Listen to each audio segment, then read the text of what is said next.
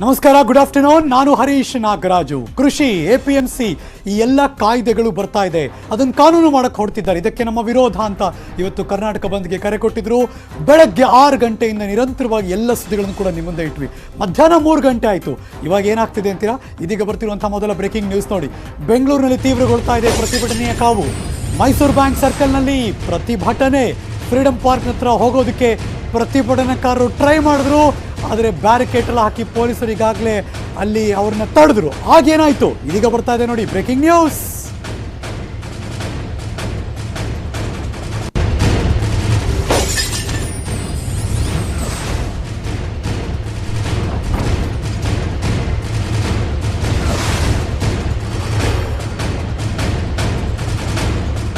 ಬೆಂಗಳೂರಿನ ಎಲ್ಲ ದಿಕ್ಕುಗಳಿಂದ ಟೌನ್ ಹಾಲಲ್ಲಿ ಸೇರಿದ್ರು. ಅದಾದ್ಮೇಲೆ ಟೌನ್ ಹಾಲಿಂದ ಹೊರಡಿತು ಆ ಪ್ರತಿಭಟನೆಯ ರ್ಯಾಲಿ. ಅದು ನೇರವಾಗಿ ಫ್ರೀಡಂ ಪಾರ್ಕ್ ಕಡೆ ಹೋಗ್ತಿದ್ರು. ಆದರೆ ಮಧ್ಯ ಮೈಸೂರು ಬ್ಯಾಂಕ್ ಸರ್ಕಲ್, ಅಲ್ಲಿಂದ ಅವ್ರು ರೈಟ್ ಅನ್ನು ತಗೋಬೇಕು. ಆಗ ಅಲ್ಲಿ ಶುರುವಾದಂಥ ದೃಶ್ಯ ನಿಮ್ಮ ನ್ಯೂಸ್ 18 ಕನ್ನಡದ ಸ್ಕ್ರೀನಲ್ಲಿ ಈಗ ನೋಡ್ತಾ ಇದ್ದೀರಾ. ಪ್ರತಿಭಟನಾಕಾರನ ವಶಕ್ಕೆ ಪಡ್ಕೊಂಡ್ರು. ಆ ಬಸ್ ಬಂದಿದ್ದೆ ಅಫ್ಕೋರ್ಸ್ ಪೊಲೀಸ್ ಬಸ್ ಅದು. ಅದರೊಳಗೆ ಎಲ್ಲರನ್ನೂ ಕೂಡ ತುಂಬಿದ್ರು. ಅಲ್ಲಿಂದ ಅವ್ರನ್ನ ಕರ್ಕೊಂಡು ಹೋದ್ರು. ಬ್ಯಾರಿಕೇಡ್ಗಳು ಹಾಕಿದ್ರು. ಆದರೂ ಕೂಡ ಅದನ್ನು ತಳ್ಳಿ ನುಗ್ಗಿ ಮುಂದಕ್ಕೆ ನುಗ್ಗೋ ಪ್ರಯತ್ನ ನಡೀತು. 20ಕ್ಕೂ ಹೆಚ್ಚು ಕಾರ್ಯಕರ್ತರು ಪೊಲೀಸರ ವಶಕ್ಕೆ ಪಡ್ಕೊಂಡ್ರು. ಬಸ್ನಲ್ಲಿ ಕಾರ್ಯಕರ್ತರನ್ನ ಕರ್ಕೊಂಡು ಹೋದರು. ಪೊಲೀಸರು ಎಲ್ಲ ಕೂಡ ಈ ಪ್ರತಿಭಟನೆಯ ಭಾಗವಾಗಿ ನಡೀತು. ಒಳಗೆ ಕೂತ ಮೇಲೂ ಬಿಡಲಿಲ್ಲ. ಅವ್ರ ಹೋರಾಟದ ಕೂಗು, ಅವರ ಪ್ರತಿಭಟನೆ ಕೂಗು ಎಲ್ಲವೂ ನಡೀತಾ ಇತ್ತು. ಇವತ್ತು ಬೆಳಗ್ಗೆ 6 ಗಂಟೆಯಿಂದ ಶುರುವಾಯಿತು. ಅಲ್ಲಿಂದ ಇಲ್ಲಿ ತನಕ 3 ಗಂಟೆಯ ಈ ಸಮಯ ಪ್ರತಿಭಟನಾಕಾರನ್ನ ಅಲ್ಲೀಗ ಬಸ್ಸಲ್ಲಿ ಕರ್ಕೊಂಡು ಹೋಗಿದ್ದಾರೆ ಪೊಲೀಸರು. ಅಂದರೆ ಫ್ರೀಡಂ ಪಾರ್ಕ್ ಕಡೆ ಹೋಗೋಕ್ಕೆ ಸಾಧ್ಯ ಆಗಲ್ಲ, ಬಿಕಾಸ್ ಬ್ಯಾರಿಕೇಡ್ ಆಗಿ ಅಲ್ಲಿ ತಡೆದಿದ್ದಾರೆ.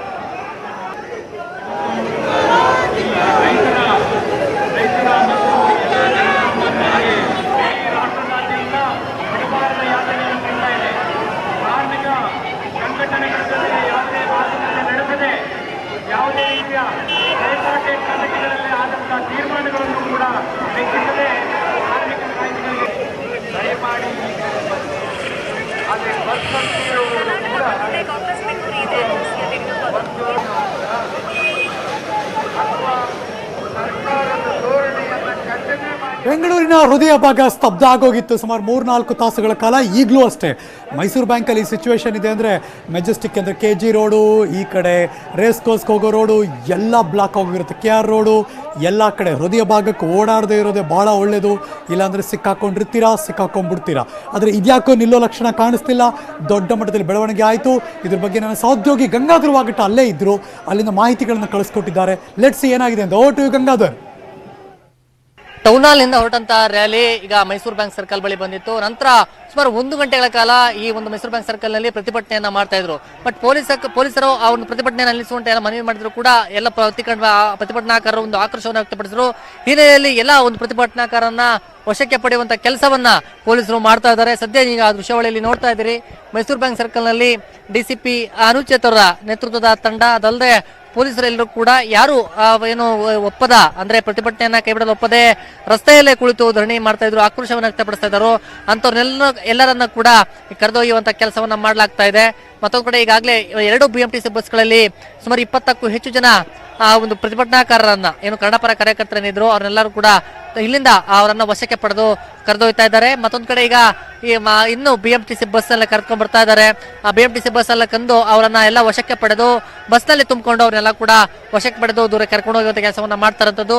CIR ಸೌತ್ ಆ ಮೈದಾನ ಆಡುಗೋಡಿ ಏನಿದೆ, ಅದಲ್ಲದೆ ಮೈಸೂರು ರಸ್ತೆಯ ಒಂದು ಅಲ್ಲಿನ ಮೈದಾನಕ್ಕೂ ಕೂಡ ಕೆಲವರನ್ನ ಕರ್ಕೊಂಡೋಗಿ ಅಲ್ಲೇ ವಶಕ್ಕೆ ಪಡೆಯುವಂತ ಕೆಲಸವನ್ನ ಮಾಡ್ತಾ ಇರುವಂತದ್ದು. ಸದ್ಯ ಇಲ್ಲಿ ಕುರುಬೂರು ಶಾಂತಕುಮಾರ್ ಇದ್ದಾರೆ. ಮತ್ತೊಂದು ಕಡೆ ಕನ್ನಡ ಪರ ಒಂದು ಹೋರಾಟಗಾರನಿದ್ದಾರೆ. ಅವರೆಲ್ಲರನ್ನೂ ಕೂಡ ಈಗ ವಶಕ್ಕೆ ಪಡೆಯುವಂತ ಕೆಲಸವನ್ನ ಮಾಡ್ತಾ ಇದ್ದಾರೆ. ಇಷ್ಟೊತ್ತು ಪೊಲೀಸರು ಸಹ ಅವರನ್ನ ಪ್ರತಿಭಟನೆ ಕೈ ಬಿಡುವಂತ ಎಲ್ಲ ಒಂದು ಮನವಿಯನ್ನ ಮಾಡಿದ್ರು. ಬಟ್ ಆದ್ರೆ ಇದಕ್ಕೆ ಆಸ್ಪದ ಕೊಡದ, ಅದಕ್ಕೆ ಏನು ನಾವು ಪ್ರತಿಭಟನೆಯನ್ನ ಮುಂದುವರಿಸ್ತೀವಿ ಅನ್ನೋದ್ರ ಬಗ್ಗೆ ಅವರೊಂದು ಪೊಲೀಸರ ಜೊತೆ ವಾಗ್ವಾದವನ್ನ ನಡೆಸಿದ್ರು. ಈ ಸಂದರ್ಭದಲ್ಲಿ ಎಲ್ಲರನ್ನೂ ಕೂಡ ಆ ಗಲಾಟೆ ಯಾರು ಮಾಡ್ತಾ ಇದ್ರು ಅವರನ್ನ ಏನು ನೆಲದಲ್ಲೇ ಬಿದ್ದು ಒಂದು ಆಕ್ರೋಶವನ್ನ ವ್ಯಕ್ತಪಡಿಸಿದ್ರು ಅಂತವರನ್ನ ಕರೆದೊಯ್ಯುವಂತ ಕೆಲಸವನ್ನ ಪೊಲೀಸರು ಮಾಡ್ತಾ ಇದ್ದಾರೆ. ಮತ್ತೊಂದು ಕಡೆ ಈಗ ಕೋಡಿಹಳ್ಳಿ ಚಂದ್ರಶೇಖರ್ ಅವರು ಆಗಿರ್ಬೋದು ಅಥವಾ ಬೇರೆ 3 ಜನ ಅಂದ್ರೆ ವಿವಿಧ ಪರ ಕನ್ನಡ ಸಂಘಟನೆಯ ಕಾರ್ಯಕರ್ತರು, ಅವರ ಮುಖಂಡರೇನಿದ್ದಾರೆ ಅವರೆಲ್ಲರೂ ಕೂಡ ಒಂದು ವೆಹಿಕಲ್ಸ್ ಮೇಲೆ ಅವರು ನಿಂತು ಸ್ಟೇಜ್ ಮೇಲೆ ಮಾತಾಡ್ತಾ ಇದ್ದಾರೆ. ಬಟ್ ಇದರ ಮಧ್ಯದಲ್ಲಿ ರಸ್ತೆಯ ಸರ್ಕಲ್ ನಲ್ಲಿ ಬ್ಯಾರಿಕೇಡ್ಗಳನ್ನ ತಳ್ಳಿ ಮುಂದೆ ಹೋಗಲು ಪ್ರಯತ್ನ ಪಡ್ತಾ ಇದ್ದಂತಹವರನ್ನ ಈಗ ವಶಕ್ಕೆ ಪಡೆದು ಕರೆದೊಯ್ಯುವಂತ ಕೆಲಸವನ್ನ ಈಗ ಪೊಲೀಸರು ಮಾಡ್ತಾ ಇದ್ದಾರೆ.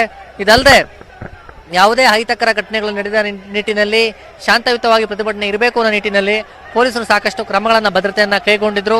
ಸುತ್ತಲೂ ಕೂಡ ಮೈಸೂರು ಬ್ಯಾಂಕ್ ಸರ್ಕಲ್ನ ಬಳಿ ನೋಡಬಹುದು ಈಗ ಬಸ್ಸನ್ನ ತಟ್ಟಿ ಒಂದು ಆಕ್ರೋಶವನ್ನ, ಮಹಿಳೆಯರಾಗಿರಬಹುದು ಎಲ್ಲರೂ ಕೂಡ ಬಸ್ಸನ್ನ ತಟ್ಟಿ ಒಂದು ಆಕ್ರೋಶವನ್ನ ವ್ಯಕ್ತಪಡಿಸ್ತಾ ಇದ್ದಾರೆ.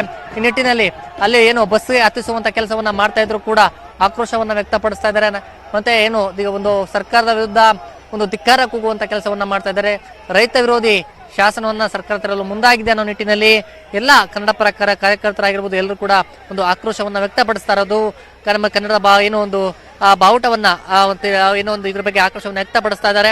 ಈ ನಿಟ್ಟಿನಲ್ಲಿ ಪೊಲೀಸರು ಕೂಡ ಒಬ್ಬೊಬ್ಬರನ್ನೇ ಈಗ ವಶಕ್ಕೆ ಪಡೆದ ಕೆಲಸವನ್ನ ಮಾಡ್ತಾ ಇದ್ದಾರೆ. ಇನ್ನು ಕೆಲವೇ ಕ್ಷಣಗಳಲ್ಲಿ ಎಲ್ಲ ಯಾರು ಪೊಲೀಸರ ಮನವಿಯನ್ನ ಒಪ್ಪೋದಿಲ್ವೋ ಅವರೆಲ್ಲರೂ ಕೂಡ ಈಗ ಪೊಲೀಸರು ವಶಕ್ಕೆ ಪಡೆದು ಕರ್ಕೊಳ್ಳುವಂತ ಕೆಲಸವನ್ನ ಮಾಡ್ತಾ ಇದ್ದಾರೆ. ಮೈಸೂರು ಬ್ಯಾಂಕ್ ಸರ್ಕಲ್ನಲ್ಲಿ ಸುಮಾರು ಇದುವರೆಗೂ ಕೂಡ ಏನು ಈಗ 20ಕ್ಕೂ ಹೆಚ್ಚು ಜನ, ಅಂದ್ರೆ ಒಂದೊಂದು ಬಸ್ಸಿನಲ್ಲಿ 20ಕ್ಕೂ ಹೆಚ್ಚು ಜನ ಅದರಂತೆ ಸುಮಾರು 100ಕ್ಕೂ ಹೆಚ್ಚು ಜನ ಕಾರ್ಯಕರ್ತರೆಲ್ಲರೂ ಕೂಡ ವಶಕ್ಕೆ ಪಡ್ಕೊಂಡು ಕರ್ಕೊಂಡು ಹೋಗ್ತಾರಂತದ್ದು. ಕೆಲವೊಂದು ಜನ ಪೊಲೀಸರ ಮನವಿಗೆ ಅವರ ಮನೆಗೆ ಹೋಗ್ಬಿಟ್ಟು ಒಂದಷ್ಟು ಜನ ಇಲ್ಲಿಂದ ಹೊರಟಿರುವಂತದ್ದು. ಬಟ್ ಆದ್ರೆ ಯಾರು ಮಾತು ಕೇಳಿಲ್ಲ ಅಂತವರೆಲ್ಲ ವಶಕ್ಕೆ ಪಡೆದ ಕೆಲಸವನ್ನ ಈಗ ಸದ್ಯ ಪೊಲೀಸರು ಮಾಡ್ತಾ ಇದ್ದಾರೆ.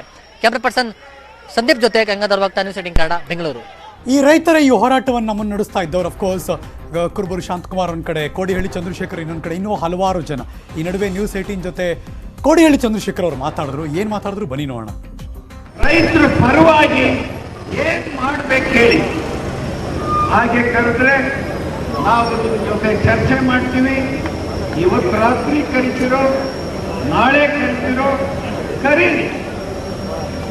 ಆದರೆ ನಿಮ್ಮ ಜ್ಞಾಪಕ ಇರಲಿ, ನಿಮ್ಮ ಸರ್ಕಾರ ನರೇಂದ್ರ ಮೋದಿ ಅವರಿಗೆ ಹೇಳಿ ಇದನ್ನ ತಡೆ ಹಿಡಿಸಲಿಕ್ಕೆ ಸಾಧ್ಯವೇ?